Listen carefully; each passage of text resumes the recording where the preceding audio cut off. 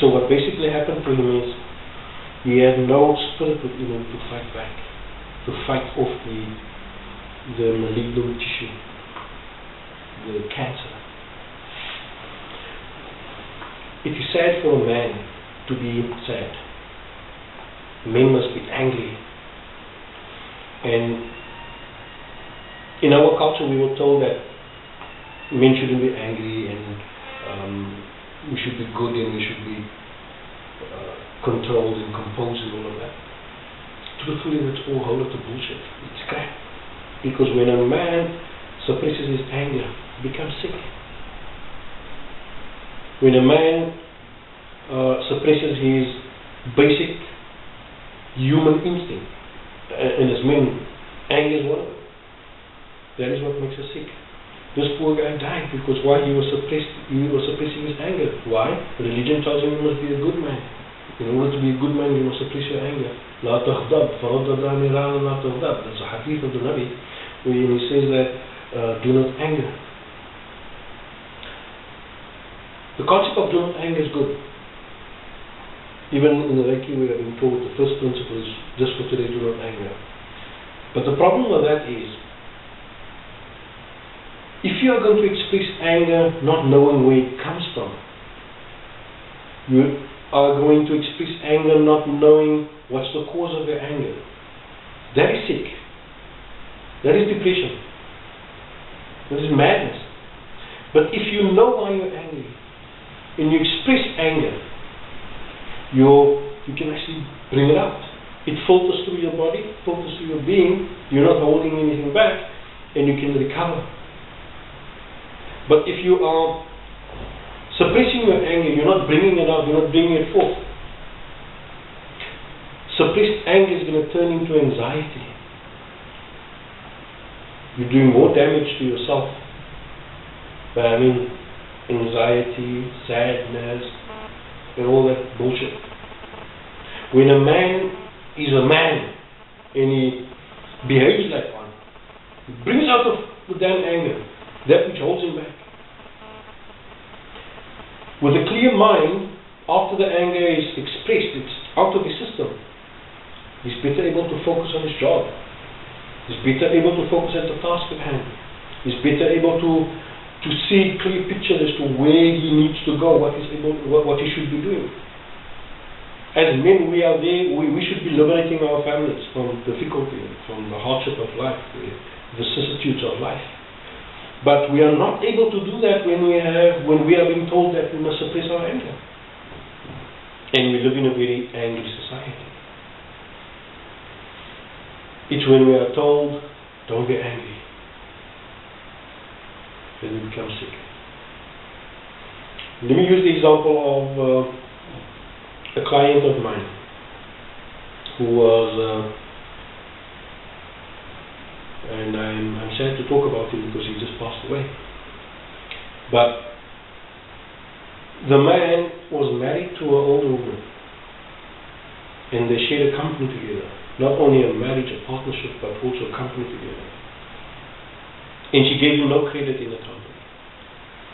She would have staff meetings and she would not mention his name as a director, or would not mention his name as an equal partner. And you can imagine what that does to a man. Not that he was arrogant or anything like that, but you give him recognition, acknowledge him. And by the way, most of crimes committed are crimes committed by people who were never acknowledged for who they are, for what they are. You look at 99% of the men in jail, in prison, crimes committed because they weren't acknowledged for what they are, who they are. So that's another topic for another day. But acknowledgement, it's so necessary for every human being. We need to be appreciated for who we are, for our talents, for our skill, for whatever it is that we have got. So he was never recognized by her or acknowledged by her. And then she brings into the company a man that is much older than herself. Now he's 45, she's 52, and she's bringing a man into the company that's 65 years old. And she seems to be doing a whole lot more projects with this older man. And he begins to notice this. And she says, oh, it's nothing, he's an older man, he's more experienced and he knows what he's doing, and she likes to work with him hand in hand because they get more things done. But a year down the line, she leaves her husband and she marries that guy.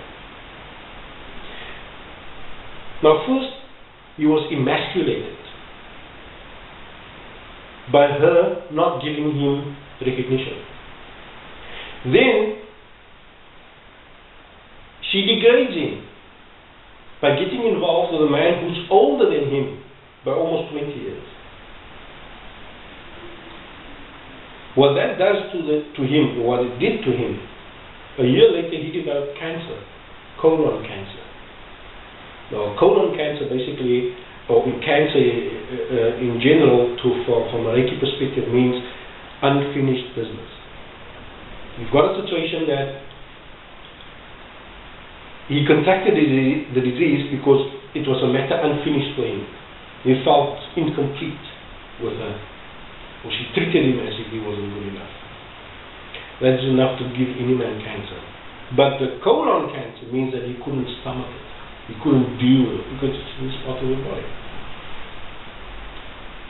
I recommended that he watch a whole lot of masculine power movies. Something like 300, the King Leonidas, Alexander the Great, Julius Caesar, Napoleon Bonaparte, all those kind of movies. Even though Napoleon Bonaparte was a bit of a bad guy, I don't always agree with the ways that he did things, but there was a masculine energy about him. Now when men are not allowed to express their masculine power, their masculine energy, they become sick.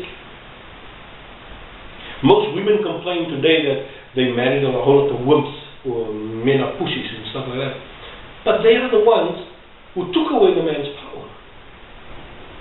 They are the ones who told men that we are liberating ourselves at the discovery of the Women's Liberation Organization. And so women decided that we are equal as men. So who are men are going to protect when women decide that they are equal? No disrespect, I agree with women's liberation. I'm a fan. I believe women should be liberated. But allow men still be a woman when you come to bed, please. Still be a woman when you go into the kitchen, please. Still be, because men need women and women need men. But if the woman decides that she's going to be a man as equal to her husband, as equal to any other man out there, men basically, it's like a message going into their subconscious mind, into the psyche saying, okay, we no longer need it. And so what happens? Men lose their confidence. We sit in front of our TVs with the remote control all day because you've taken our only job away from us, which was to fend for you, which was to defend and protect you and to deliver you from your suffering and your pain. You took that away from us because you decided you're going to become equal to men. So give me a damn remote, I've got nothing else to do. And so we've created a whole lot of disease in the process. We've created a whole lot of sickness in the process. So it's unfortunate that he passed away because what I felt he needed was a whole lot of masculine power injection. He needed to feel like a man. If a man is emasculated, give him his spirit back. And those movies, by the way, if you must have experienced, if you sit in a movie house and you watch one of those masculine movies. I remember when I was a child, we used to come out to the cinema and we start kicking and fighting and boxing. We feel empowered by that. And even as adults, some of us, we still feel the same. It's that kind of energy that makes us recover from our sicknesses and our diseases.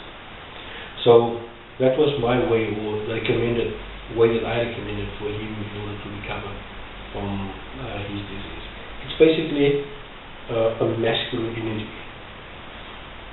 In a nutshell, what I'm trying to say is that it's better for a man to be angry than to be depressed, or to suffer anxiety, or to be sad. When you see those kind of signs in a man, you must know big shit is about to happen. The man is going to become sick, he's going to become useless, he's going to be rendered useless. And most women, without them knowing about it, they make men sick. Because women are attracted to strong men. And if a man shows weakness in a marriage, or in a relationship, the likelihood of that woman being attracted to another man out there who displays the qualities of strength and eventually ends up having an affair perhaps, or having showing more interest in another man, it emasculates her own man. Shortly thereafter he may become sick. Erectile dysfunction, what is that? Impotence, what is that? These are all diseases of men being emasculated. Well, I'll use an example. During the advent of at Auschwitz, when Hitler started torturing all the Jews, most of those men, Jewish men, became sick with impotence or erectile dysfunction. Why? Their manhood was taken from them. They couldn't defend their families. They couldn't be the men that they were supposed to be in order to defend their wives and the children, or to go out and to bring what we would call the honey. Men until today, when they feel that they are unable to bring back things or unable to support the family, what is the first disease that is prevalent in men? Erectile dysfunction. Now we want to medicate all these diseases and all these problems.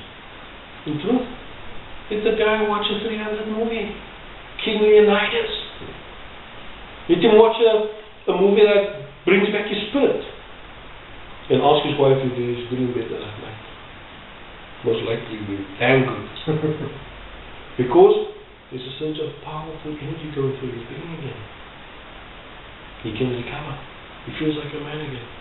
Now, the secret for women, if women were to know how to make the man feel important, how to make the man feel deserving, to give him his credit when his credit due to him, he becomes more of a man.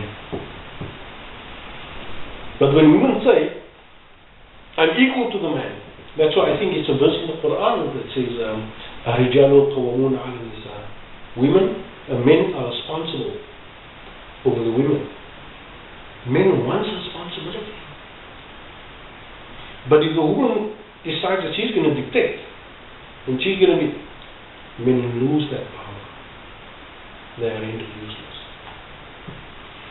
And then we carry the diseases and the sicknesses of impotence and erectile dysfunction, and we blame it on cigarettes, and we blame it on beer, and we blame it on sitting in front of the TV with a remote, and we've got so many excuses, but not realizing that we made our men sick.